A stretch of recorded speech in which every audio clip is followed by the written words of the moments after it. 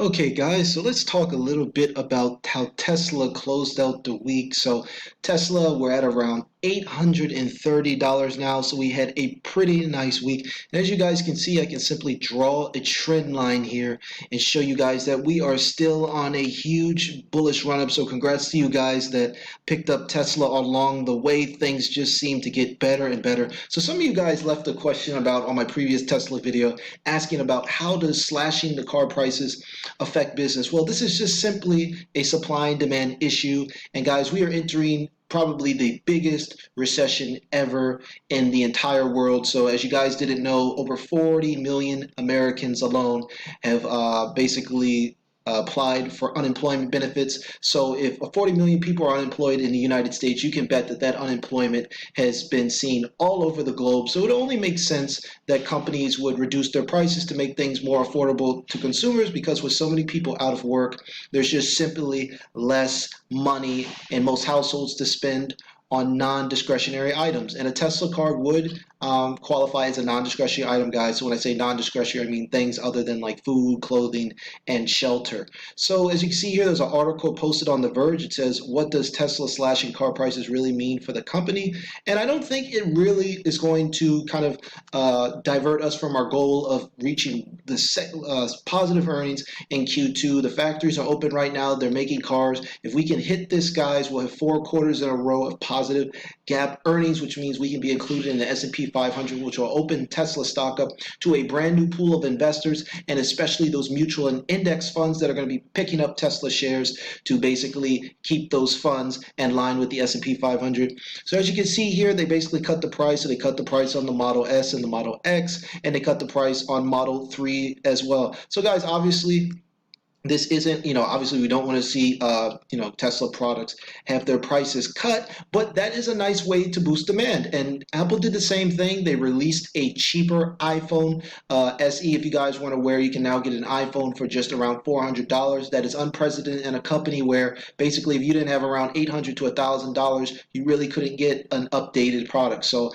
I think Tesla is kind of taking that whole role that Apple does. If Apple is releasing a cheaper product to consumers, then I think it's smart for Tesla to slash their prices as well. So guys, let's go back to the chart. It's just been an unbelievable ride for Tesla shareholders, guys. And as you can see here, even though people are constantly complaining about factory closures and stuff like that, the market has realized that Tesla is now turning into a mature company. The market cap is well over $100 billion, guys. So congrats to you guys out there that held on and stayed true. Elon Musk even reached his first level of his compensation package, his $55 billion compensation package, guys. So obviously he's motivated to do well. He's motivated to make sure that this company gets back on track. And if you guys had $55 billion at stake, I'm pretty sure you'd be angry at the California county. You'd want your factory back open, guys. So I think all signs are pointing to $1,000 or more for Tesla shares. And this is just a common example of where people are basically going to,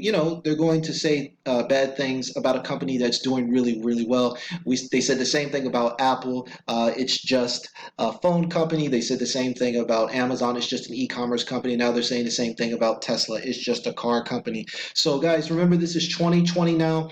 We're not going to see a lot of driverless cars and solar panel. These products are going to be taking precedence in about 2025. I have to keep reiterating this, guys. In 2030, this will be a completely different planet.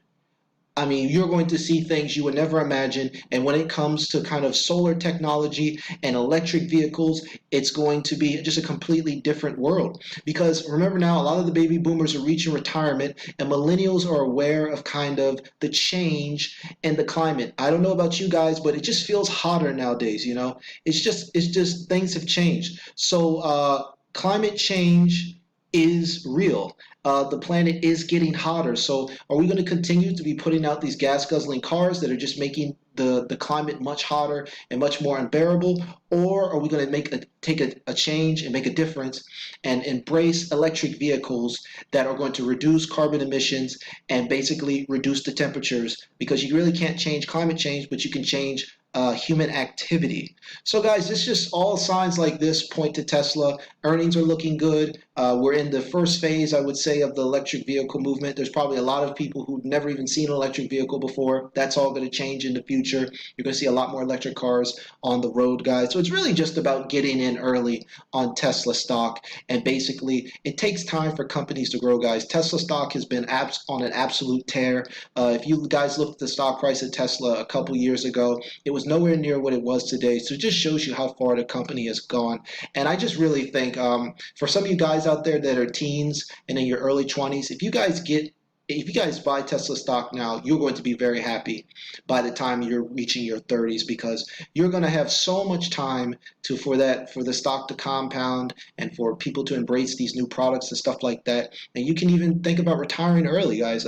That's really what my channel is about. I'm trying to give you guys hyper growth stocks. So I'm trying to not give you guys stocks like GE, or I'm not trying to give you guys stock picks like AT&T, these companies that grow like 5 or 6%. I'm trying to give you guys those companies that are going to grow 30, 40, 50, 60% compounded annually, so that when you guys are 5 or 10 years from now, you guys will be completely financially free. You'll be able to retire, do whatever you want to do. And that's one of the reasons why I like talking about Tesla so much, because there's only a handful of companies in the stock market that can provide those type of hyper growth returns, and Tesla is definitely one of them. I just cannot stress enough how important it is to take a serious look at this stock if you want to make a lot of money into the future, because this is one of those many trends, along with 5G, along with cannabis stocks. This is one of the trends that is kind of in its infancy and is going to grow a lot more. So I hope that provided some clarification, guys. We have a lot of exciting things coming up with the factory reopen. We're going to have a better chance of having a good second half of the Q2. We have Battery Day coming up, so a lot of nice things coming up, guys. So I hope you enjoyed this video, guys. Please give me a thumbs up if you enjoy my content, and subscribe to my channel where I cover hyper growth stocks like Tesla and other companies that can make you money. So that's until next time, guys. Take care.